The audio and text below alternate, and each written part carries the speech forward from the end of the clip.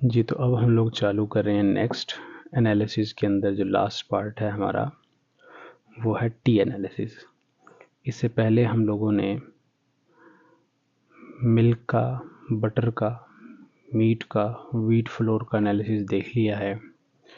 सिर्फ थोड़ा थोड़ा फ़र्क है, बाकी इंस्ट्रूमेंट्स वगैरह लगभग सब में सेम इस्तेमाल हो रहे हैं, एनालिटिकल इंस्ट्रूमेंट्स, और टी में भी लगभग वही इस्तेमाल होंगे। टी के एनालिसिस के पहले हम लोग कुछ बात करेंगे टी के बारे में। चाय, ठीक है, ये पकी हुई चाय नहीं है, ये जो पत्तियां मिलती हैं मार्केट से सूखी, जिनको हम पानी में डाल के कावा बनाते हैं, ये उसकी बात की जा रही है, सूखी पत्तियों की, उसी को टी कहते हैं। ये गलतुल आम है हमारे पास कि चाय जब कहा जाता है चाय लेके आओ तो वो जी पत्तियों को उबाल के कावा बनाते हैं दूध डाल के, तो वो लेके आते हैं। चाय सही मानों में सिर्फ कावा ही है। तो टी का साइंटिफिक नेम क्या है उस पौधे का या उन पत्तियों का? Camellia sinensis. Is produced into various types, black, green, oolong, white. ठीक है, ब्लैक ग्रीन पत्तियां भी होती है, ओलोंग कलर की भी होती हैं, वाइट कलर की भी होती हैं। And analysing it's chemical and physical properties ensures it's authenticity, safety and market value. तो वही सारी बातें हैं कि हम लोग फिजिकल एंड केमिकल प्रॉपर्टी देख रहे होते हैं ताकि चीज़ का पता चल जाए असल है या नहीं, सेफ्टी का, कि इसको पीने से कोई हार्मफुल इफेक्ट तो नहीं होगा, या इसकी मार्केट वैल्यू क्या है, वो कि मार्केट के अंदर अगर अच्छी क्वालिटी होगी तो पैसे ज़्यादा मिलेंगे, लोअर क्वालिटी होगी तो पैसे कम मिलेंगे। Approximate composition of tea leaves dry basis पे, जो सूखे पत्ते होते हैं उनके अंदर अगर देखा जाए अप्रॉक्सीमेट कंपोजिशन, सीधा कंपोजिशन, तो वो क्या क्या होते हैं। मतलब मार्केट जाते हैं आप, वहाँ से पत्तियाँ लेके आते हैं कावा बनाने के लिए, ठीक है, तो वो जो होते हैं हमारे पास उसके अंदर कंपोनेंट्स, वो कौन से होते हैं, किस किस रेंज में होते हैं और उनकी सिग्निफिकेंस क्या है। Parameter, typical range, significance. सबसे पहला मॉइस्चर जो होती है 3 से 8% होती है, ये shelf life and microbial resistance का पता देती है। सेकंड वन है टोटल ऐश, इनऑर्गेनिक पार्टिकल्स का पता देती है हमें ये, ठीक है ना, मिनरल कंटेंट, ये 4 से 7% होते हैं। थर्ड वन है हमारे पास एसिड इनसॉल्युबल ऐश, ऐसी ऐश जो एसिड के अंदर सॉल्युबल नहीं होती, डाइजेस्ट नहीं की जा सकती, वो 1% से भी कम होती है। ये इंडिकेट करती है कंटेमिनेशन का, जैसा कि सैंड वगैरह। आपको पता होना चाहिए कि ये पत्तियाँ वगैरह होती हैं, ये पौधों से तोड़ के सुखाई जाती हैं, तो ज़मीन पे रख के सुखाई जाती हैं, जब वो झाड़ू लगा के इसको इकट्ठा करते हैं तो रेत वगैरह, मिट्टी वगैरह भी आ जाती है। ये उस चीज़ की बात की जा रही है। फोर्थ वन है वाटर एक्सट्रैक्टिव्स, 30 से 40%। फ्लेवर एंड न्यूट्रिएंट्स होते हैं, मतलब ऐसे अज्जा जो पानी के अंदर उबालने के दौरान निकल के आते हैं। जैसे आप पानी उबालते हैं पहले, फिर उसके अंदर पत्तियां डुबोते हैं, तो पत्तियां जब डुबो के उसको हिलाते हैं तो पत्तियों में से रंग, फ्लेवर वगैरह वो पानी के अंदर जाता है, जो आगे मतलब चाय का जायका देता है, या ऐसा मान के चल लें इसको, जायका देने वाले अज्जा, वो 30 से 45% होते हैं। उसके बाद क्रूड फाइबर 7 से 15%, वो जो पत्तियाँ होती हैं, वो जो छाननी के ऊपर रह जाती है चीज़ आपके पास, तो उसको क्रूड फाइबर बोला है। ये नॉन डाइजेस्टेबल प्लांट पार्ट होते हैं। उसके बाद कैफ़ीन 2 से 5% होती है, ये स्टिमुलेंट होता है, क्वालिटी इंडिकेटर होता है। तो कई कावे होते हैं उनके अंदर कैफ़ीन ज़्यादा होती है, कई के अंदर कम होती है, तो ये क्वालिटी पे डिपेंड करता है। स्टिमुलेंट इसलिए बोला है क्योंकि इसको पी के थोड़ा मतलब एक्टिवनेस का एहसास होता है। उसके बाद पॉलीफिनोल्स 20 से 35% होते हैं, ये एंटीऑक्सीडेंट्स होते हैं, हेल्थ बेनिफिट्स होते हैं। एंटीऑक्सीडेंट से क्या मुराद है? जो हमारी स्किन को, हमारे जो मांस है या इसको सेल जो होते हैं उनको प्रोलॉन्ग करता है, उनकी शेल्फ लाइफ को, ताकि जल्दी ख़राब ना हो, हमारी सेल्स ठीक से काम करते रहें। इनके हेल्थ बेनिफिट्स होते हैं। जो लोग अच्छी क्वालिटी की चाय रूटीनली पीते हैं, ये जो दूध वाले की बात बिल्कुल नहीं की जा रही, ये दूध डालने वाली जो रस्म है ये 100 साल या 150 साल पहले की है। जब ये गोरा आया है इन्वेड करता हुआ इंडो पाक को, तो वो अपने साथ ये ट्रेडिशन भी लेके आया था कि उसने जो पत्ती है वो इधर से ली, उसमें दूध मिला के एक नई चीज़ ईजाद कर दी जिसको हम लोग चाय बोलते हैं आजकल की ज़ुबान के अंदर। ये उस चाय की बात नहीं है, ये कावे की बात की जा रही है। तो जो लोग ठीक से कावा पीते हैं, ईरान, इराक आपने देखा होगा, तो उनके रंग और उसके बाद उनकी सेहत अच्छी होती है, और वो बूढ़े भी हों तो जवान नज़र आते हैं, क्योंकि उनके अंदर एंटीऑक्सीडेंट्स इफेक्ट होते हैं चाय में। उसके बाद प्रोटीन लगभग 15% होती है, माइनर होती है, नॉट मेजर कंपोनेंट। पौधों में से तो प्रोटीन मिलती नहीं है, तो ये ना होने के बराबर है। उसके बाद है हमारे पास कार्बोहाइड्रेट्स, ये लगभग 10 हैं। ये ट्रेस हैं इन नॉन फर्मेंटेड लीव्स, ये भी लगभग ना होने के बराबर है। तो मेन चीज़ हमारे काम की क्या है, ये फ्लेवर वगैरह, ठीक है, ये वाले वाटर एक्सट्रैक्टिव्स। और सेकंड वन पॉलीफिनोल्स, जो एंटीऑक्सीडेंट और हेल्थ बेनिफिट्स देते हैं। अब है हमारे पास फंक्शनल कंपोनेंट्स ऑफ टी, यानी कि जो चाय के पत्ते हैं उनके अंदर कौन कौन से फंक्शनल ग्रुप्स होते हैं जो हमें मतलब मुख्तलिफ फ़ायदे देते हैं, और उनका जब केमिकल एनालिसिस किया गया तो वो उनके नेम क्या क्या हैं। एक तरफ कंपाउंड, दूसरी तरफ फंक्शन। कैफ़ीन, ये सेंट्रल नर्वस सिस्टम को स्टिमुलेट करती है, मतलब एक्टिवनेस होने का एहसास दिलाती है। कैफ़ीन मुख्तलिफ़ चीज़ों में होती है, जैसा कि तंबाकू वगैरह के अंदर, अल्कोहल वगैरह में तो नहीं, ये चाय वगैरह, कॉफ़ी वगैरह में।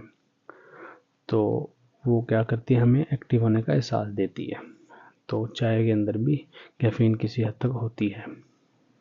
उसके बाद कैचिन्स, ये एंटीऑक्सीडेंट्स होते हैं, फैट बर्निंग इफेक्ट होते हैं, ग्रीन टी के अंदर ये सबसे ज़्यादा होते हैं। थियाफ्लेवन्स या थियाफ्लेवन्स भी इनको बोलते हैं, ये एंटीऑक्सीडेंट्स होते हैं, ब्लैक टी के अंदर ज़्यादा होते हैं। थियानिन्स, रिलैक्सेशन एंड काल्मिंग इफेक्ट, जब चाय पीते हैं कावा तो आपको रिलैक्सेशन का एहसास होता है या काल्मिंग के इफेक्ट आता है, तो वो थियानिन कंपोनेंट्स हैं हमारे पास। फ्लेवोनॉइड्स, ये एंटी इन्फ्लेमेटरी होते हैं, कार्डियोवैस्कुलर हेल्थ को इम्प्रूव करते हैं। एंटी इन्फ्लेमेटरी मतलब इन्फ्लेशन जो होता है गले वगैरह में, ट्रैक्ट में, उसको भी ये रिलीव देते हैं। गला वगैरह ख़राब हो आपका तो ये फ्लेवोनॉइड्स ही होते हैं कि जो उसको थोड़ा रिलीफ देते हैं। अगर आपको नज़ला ज़ुकाम होता है तो ये कहा जाता है जो शांदा वगैरह पी लें, तो जो शांदा वगैरह होता है उनके अंदर यही फ्लेवोनॉइड थोड़े थोड़े डाले जाते हैं ताकि वो रिलीफ दें। इससे कार्डियोवैस्कुलर हेल्थ, मतलब दिल की जो हेल्थ है या ब्लड सर्कुलेशन है वो ठीक रहती है। ज़ाहिर सी बात है, गर्म चीज़ कोई आप पिएंगे और उसके अंदर अगर फ्लेवोनॉइड्स होंगे तो ब्लड सर्कुलेशन बढ़ेगा और तब बॉडी थोड़ा एक्टिव फील करेगा, बिकॉज हर जगह ब्लड सर्कुलेट कर रहा होता है बॉडी में। फिर अब पहला है हमारे पास की एनालिटिकल टेस्ट एंड मेथड्स। कौन कौन से मेन टेस्ट हैं हम लोग जो टी के एनालिसिस में लेके आते हैं, ये सारे वही रिपीट किए हैं जो कि पिछले टेक्निक्स में हम लोगों ने देखे हैं, पिछले एनालिसिस में देखे हैं। पहला है मॉइस्चर कंटेंट,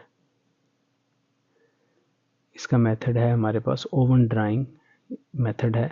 100 डिग्री सी पे कांस्टेंट वेट तक हीट करते रहते हैं, सारी मॉइस्चर एब्जॉर्ब करके कॉपर सल्फेट में चली जाती है और हमें वेट इंक्रीज इन वेट में पता चल जाता है कि कितना मॉइस्चर कंटेंट रहा होगा। Importance, prevents mould and spoilage during storage. अगर पानी रहेगा, नमी वाली पत्ती रहेगी आपके पास, ये नमी वाली का चाय रहेगी, पत्तों वाली चाय, तो अल्टीमेटली उसको फफूंदी लग जाएगी, मोल्ड वगैरह, और वो ख़राब हो जाएगी स्टोर करते हुए। तो इसलिए कहा जाता है ड्राई एंड कूल प्लेसेस के ऊपर स्टोर करें ताकि वहाँ पे स्पॉयलेज ना हो। सेकंड वन है total ash and acidic insoluble ash. Muffle furnace के ज़रिए इसको ऑक्सीडाइज किया जाता है और इसका काम क्या होता है, हाई वैल्यूज़ इंडिकेट अडल्ट्रेशन और पुअर हाइजीन। ऐश ज़्यादा आ रही है आपके पास, एसिड इंसॉल्युबल ऐश ज़्यादा है, मतलब सैंड वगैरह, तो आप समझेंगे कि अडल्ट्रेशन की हुई है, पुअर हाइजीन की मालिक है। जनरली आप देखेंगे कि जो पत्ती आप मार्केट से लेके आते हैं इसके अंदर अडल्ट्रेशन की होती है।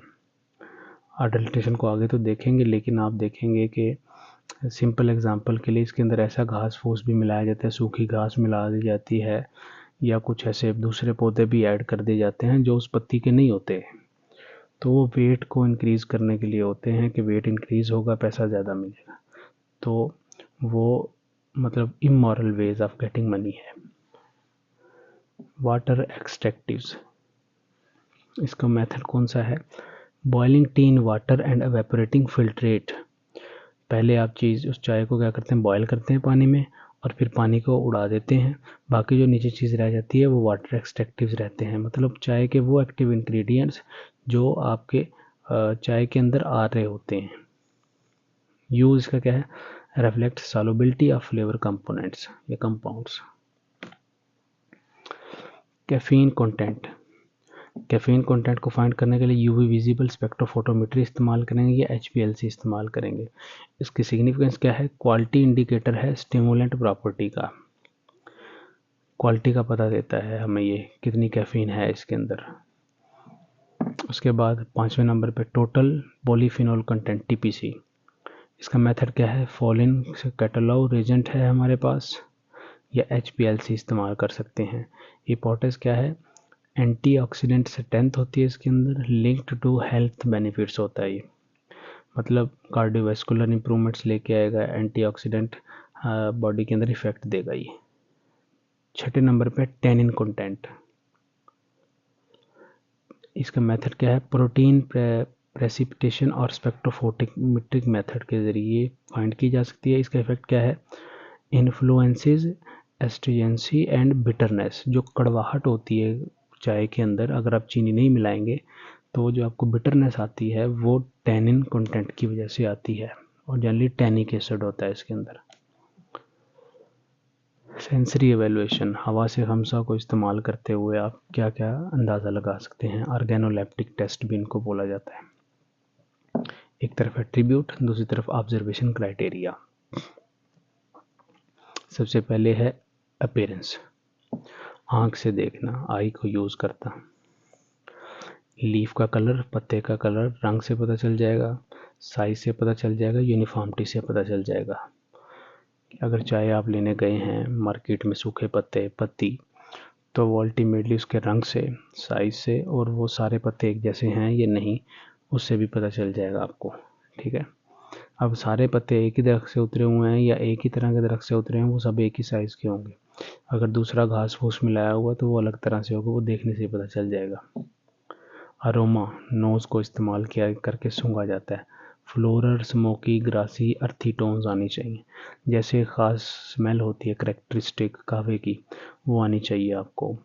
वो डिपेंड करेगा कहवा किस चीज़ का आप ले रहे हैं।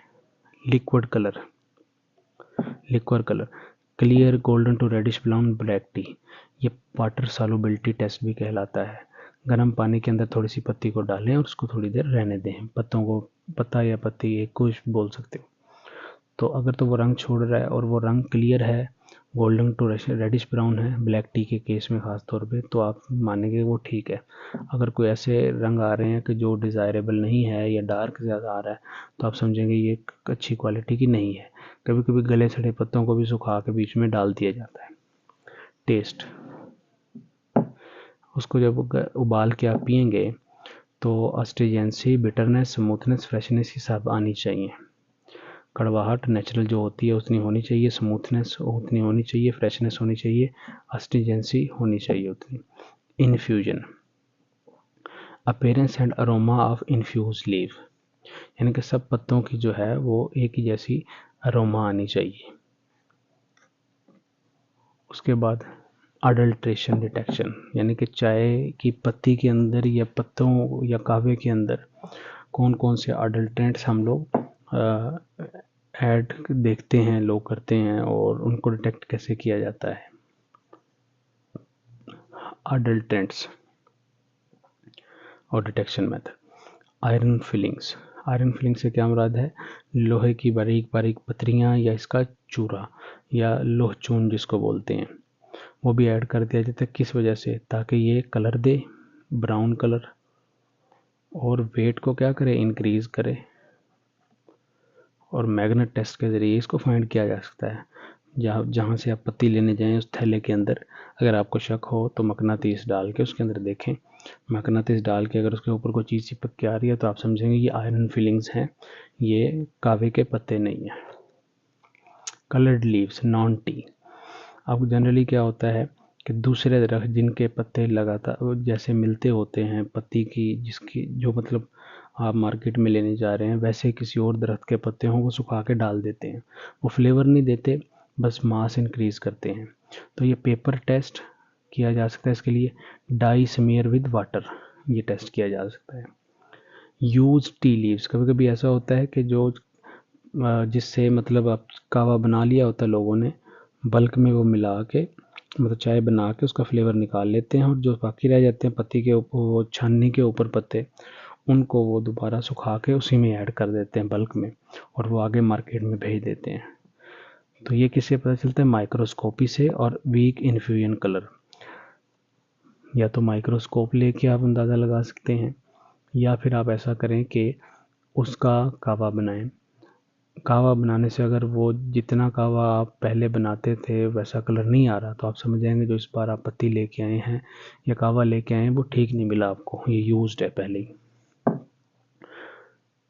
टैमरिंड सीड पाउडर, ये माइक्रोस्कोपी और डाई टेस्ट से पता चल जाता है। टर्मरिंड। कोल तार डाइस, ब्लैक कलर पैदा करने वाली डाइस। एक्सट्रैक्ट विद अल्कोहल और ऑब्जर्व कलर, ये या तो देखने से ही पता चल जाता है, या आप क्या करें, पत्ती के कुछ पत्ते आप अल्कोहल के अंदर डाल के देखें। अगर तो आपके पास वो रंग छोड़ रहे तो अल्टीमेटली क्या होगा, वो कोल तार ऐड किया होगा उन्होंने, ब्लैक। कभी कभी लेदर पीसीस भी ऐड कर दिए जाते हैं। Surface microscopy dye and texture detection के लिए ये होते हैं। आप लेदर इंडस्ट्री में अगर जाएं तो वहाँ पे जो लेदर टूटी हुई होती है बारीक बारीक, जैसे लकड़ी का बुरादा होता है, इसी तरीके से लेदर के पीसेस भी मिलते हैं, तो वो ला के सारा डंप किस में कर देते हैं, वो थैले के अंदर उसी में डंप कर देते हैं जिसमें पत्ती डाली होती है या पत्ते होते हैं कावे के पत्ते। तो उस माइक्रोस्कोप से पता चलते हैं या टेक्सचर डिटेक्शन से पता चल जाता, देखने से भी पता चल जाते हैं। इनका काम क्या होता है? टैनिन इफेक्ट लेके आना, कड़वाहट लेके आना। उसके बाद है माइक्रोबियल एंड सेफ्टी टेस्ट, ये इम्पोर्टेंट टेस्ट हैं टी के लिए। टोटल प्लेट काउंट टीपीसी, ये सारी वही बातें हैं। Estimate total viable aerobic heterophobic bacteria या heterotropic bacteria in tea leaves और tea infusion to access microbial quality and hygiene of raw material and finished product. अगर सिंपल मानों में बात करें कि ये अंदाज़ा लगाना होता है टोटल माइक्रोब्स कितने हैं, क्योंकि जितने माइक्रोब्स रहेंगे, माइक्रो बैक्टीरिया, वही सारे क्या करेंगे? स्पॉयलेज करेंगे। तो उनकी अमाउंट को फाइंड करना टोटल प्लेट काउंट मेथड कहलाता है। सेकंड वन है mould and yeast count. Determine the total viable yeast and mould population to access fungal contamination, कि कितना फंगस लगा है इसको।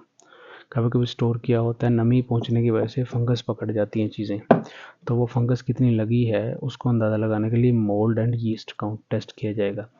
ये क्या? Storage quality and potential spoilage mitotoxin risk in tea dry leaf और प्रीपेयर्ड इन्फ्यूजन वगैरह के अंदर ये पैदा होते हैं।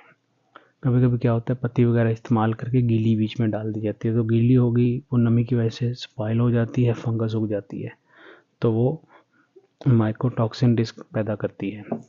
कॉलीफॉर्म्स E coli to detect enumerate coliform bacteria indicator of general sanitation and specifically Escherichia coli indicator of facial contamination।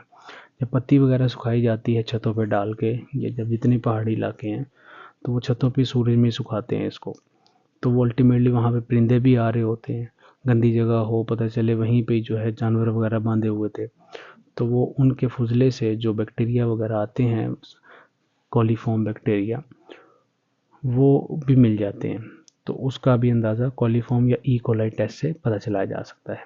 Even though tea is dry low water activity product, coliform testing checks the hygienic quality, किसी चीज़ की hygienic quality का पता चलता है।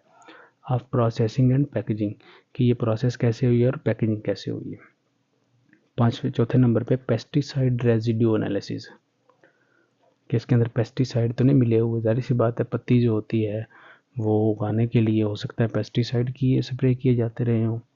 तो क्योंकि पत्ते ही सीधा सीधा जो हैं वो सुखाए जा रहे हैं, जिससे पत्ती बनती है या कहवा बनता है, तो वो एनालिसिस करने के लिए GCMS होगा या LCMS। ठीक है, GCMS gas chromatography mass spectrometry, और LCMS का मतलब क्या है, liquid chromatography mass spectrometry.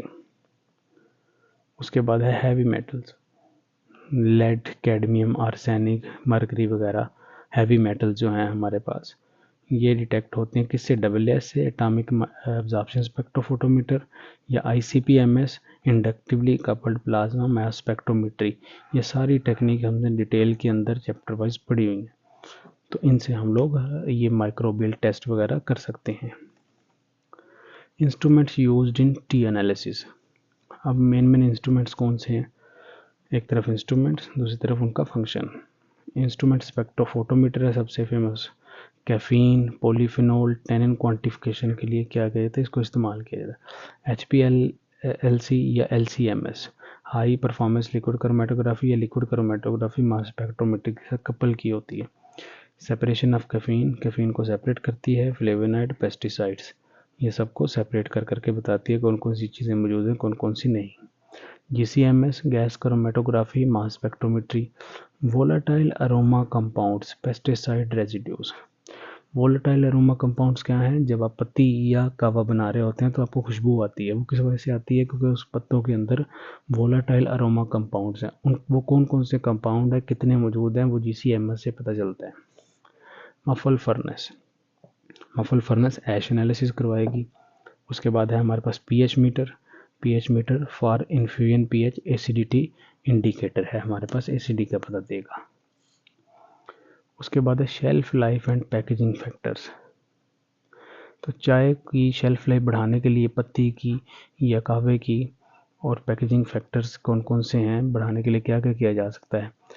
Moisture proof packaging is essential, मतलब ऐसे कागज़ के अंदर या ऐसे रैपिंग की जानी चाहिए जो कि मॉइस्चर फ्री हो, मतलब वो पॉलीथीन वगैरह हो हमारे पास, ऐसे ना हो कि मतलब वो कपड़े के थैले के अंदर है या ऐसे थैले के अंदर है जिसमें से नमी आर पार जा सकती हो, डिफ्यूज़ हो सकती हो। Store in cool dry places, सूखी और ठंडी जगह पे ऊपर रखें। Avoid exposure to light and air, oxidation risk, पत्ती को लाइट में और हवा में ना करें, क्योंकि हवा में ऑक्सीजन होगा तो अल्टीमेटली ऑक्सीडाइज हो जाएगी, क्वालिटी लो हो जाएगी। लाइट में रखेंगे तो अल्टीमेटली हो सकता है कोई लाइट रिएक्शंस हों और कंपाउंड्स टूट जाएं, और वो जो अरोमा आना चाहिए था, फ्लेवर आना चाहिए था, वो गायब हो गया। शेल्फ लाइफ जनरली 12 से 24 महीने होती है, यानी कि 1 से 2 साल, अगर प्रॉपरली आपने सील किया है तो चाय की पत्ती की शेल्फ लाइफ याद रखेंगे आप। अब लास्ट में है हमारे पास summary of tea analysis. Overall जो पढ़ा है उसकी समरी, टेस्ट एक तरफ रखा है, दूसरी तरफ मेथड और तीसरी तरफ पर्पस।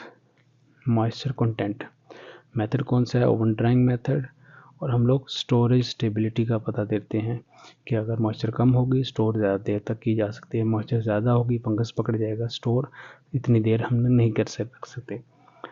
एसिड, इंसॉल्युबल ऐश और सिर्फ ऐश मफल फर्नेस से फाइंड होगी, प्योरिटी या कंटेमिनेशन चेक करेंगे इससे। Caffeine, HPLC, UV visible spectroscopy, तो ये हम लोग स्टिमुलेंट होता है, क्वालिटी कंपोनेंट होता है, इसका पता कराते हैं। टोटल पॉलीफिनोल्स, फोलिन सेलाटो होता है हमारे पास, ये HPLC, ये फोलिन सेलाटो मेथड या HPLC, जनरली HPLC इस्तेमाल किया जाता है, तो टोटल पॉलीफिनोल इससे फाइंड किया जाता है। हेल्थ बेनिफिट या इंडिकेटर है ये, ठीक है, पीछे हमने अच्छे डिटेल से देखा है। टैनिन्स, कड़वाहट पैदा करने वाले कंपाउंड्स, स्पेक्ट्रोफोटोमेट्रिक एनालिसिस से किए जा सकते हैं। अडल्ट्रेंट्स जो पीछे लिस्ट पड़ी है, वेरियस हो सकते हैं, डाई मैग्नेट माइक्रोस्कोपी से किए जाते हैं, ये फ्रॉड डिटेक्शन के लिए होते हैं कि किसी ने फ्रॉड तो नहीं किया होता, ऐसी बात है, adulteration is fraud act. Pesticide या हैवी मेटल, GCMS या AAS से फाइंड किए जा सकते हैं, ये फूड सेफ्टी कंप्लायंस को श्योर करते हैं। तो ये है हमारे पास ओवरऑल समरी टी एनालिसिस की। तो डिटेल के अंदर कोशिश की आपको कंप्रीहेंसिव डिटेल के अंदर बता दिया जाए। जो आपको चीज़ नहीं समझ आ रही कमेंट्स में भी लिख के पूछ सकते हैं, या कुछ टर्मिनोलॉजी जो आपको इसमें नहीं समझ आ रही वो इसने पिछले लेक्चर्स के अंदर कवर की हैं। तो अगर आप शुरू से कवर करते आ रहे हैं फूड एंड ड्रग केमिस्ट्री को, तो मैंने कोशिश की है कि जो टर्म जिसमें कवर हो जाए नेक्स्ट के अंदर उसको एक्सप्लेन ना किया जाए ताकि टाइम बच सके। वरना ये प्रॉपरली क्लास के अंदर जो होता है लेक्चर, ये 2-2 ढाई-ढाई घंटे चलता है, क्योंकि बच्चे जो होते हैं वो फिर पूरा डिटेल के अंदर बताना होता है उनको। अब जैसे यहाँ पे ओवन ड्राइंग मेथड है, तो मैंने इधर एक्सप्लेन इसलिए नहीं किया क्योंकि पिछले लेक्चर्स में हो सकता है एक या एक से ज़्यादा बार मैंने किया हो। इसी तरीके से GCMS का नहीं बताया, AAS का नहीं बताया, क्योंकि ये सेल्फ टेक्निक्स हैं और इन पे पूरे पूरे चैप्टर्स हैं। अगर इनको यहाँ पे समझाने बैठेंगे तो अल्टीमेटली फिर टाइम भी खोटी होगा और ये चैप्टर से भटक जाएंगे। तो यह है हमारे पास टी एनालिसिस। नेक्स्ट हम लोग ड्रग्स वाला पार्ट चालू करेंगे जो लास्ट है हमारे पास। Thank you.